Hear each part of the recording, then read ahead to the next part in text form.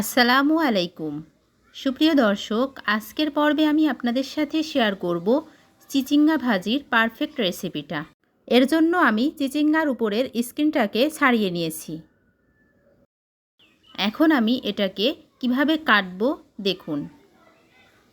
এরকমভাবে আমি সব চিচিঙ্গাগুলো কেটে নেব। ততক্ষণ সঙ্গে থাকুন। যারা যারা আমার ভিডিওটি দেখছেন কিন্তু এখনও লাইক দেন নাই, প্লিজ একটি করে লাইক দিয়ে দিবেন। সবগুলো চিচিঙ্গা আমি এভাবে কেটে নিয়েছি। 1 টেবিল চামচ পরিমাণ লবণ দিয়ে দিলাম। এটাকে খুব ভালোভাবে হাতের সাহায্যে মাখিয়ে 10 মিনিটের জন্য রেস্টে রেখে দেব। চিচিঙ্গাগুলো এভাবে লবণ দিয়ে যদি মাখিয়ে রাখা যায় তাহলে কিন্তু অনেকটা সফট হয়ে আসে আর ভাজি করতেও অনেক সুবিধা হয়। ফিরে আসলাম 10 মিনিট পর। দেখে বুঝতে পারছেন চিচিঙ্গাগুলো কিন্তু অনেক সফট হয়ে এসছে। এখন আমি গরম কড়াইয়ে প্রথমে চিচিঙ্গাগুলো দিয়ে দিলাম। আমি আর কোনো মশলা ইউজ করব না, জাস্ট চিচিঙ্গাটাকে 5 মিনিটের জন্য ঢাকনা দিয়ে ঢেকে দেব। ফিরে আসবো 5 মিনিট পর। ফিরে আসলাম 5 মিনিট পর। চিচিঙ্গাটা পুরোপুরি ভাপানো হয়ে গিয়েছে। এখন আমি মিক্সিং বোলে নামিয়ে নিলাম। এদিকে চুলায় তেল গরম করে নিয়েছি। গরম তেলে কাঁচামরিচ চেরা দিয়ে দিলাম।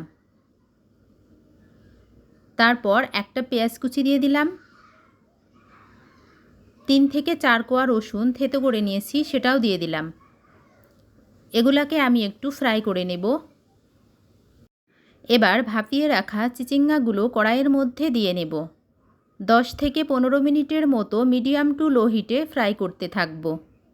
ততক্ষণ সঙ্গে থাকুন।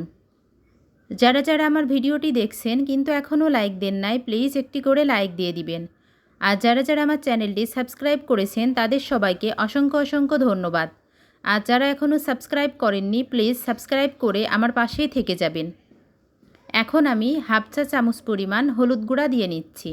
হলুদ গুঁড়াটা পরে দেওয়ার কারণ যাতে চিচিঙ্গা ভাজিটা কড়াইয়ের সাথে লেগে না যায়, এজন্য কিন্তু আমি হলুদ গুঁড়াটা পরে দিচ্ছি। আমি আরও 5 মিনিটের মতো ফ্রাই করে চুলা থেকে নামিয়ে নেব। এভাবে চিচিঙ্গা ভাজি করলে চিচিঙ্গার কিন্তু পারফেক্ট টেস্টটা আপনারা পাবেন। চিচিঙ্গা ভাজিটা পুরোপুরি হয়ে এসছে। এখন আমি সার্ভিং ডিশে পরিবেশন করে নেব। বন্ধুরা, দেখেই বুঝতে পারছেন চিচিঙ্গা ভাজিটা কত দারুণ হয়েছে। এই চিচিঙ্গা ভাজিটা কিন্তু ভাত, রুটি কিংবা পরোটার সঙ্গে খেতে অসম্ভব মজা লাগে। সঙ্গে থাকার জন্য সবাইকে অনেক অনেক ধন্যবাদ। আসসালামু আলাইকুম। ভালো থাকবেন সবাই। আল্লাহ হাফেজ।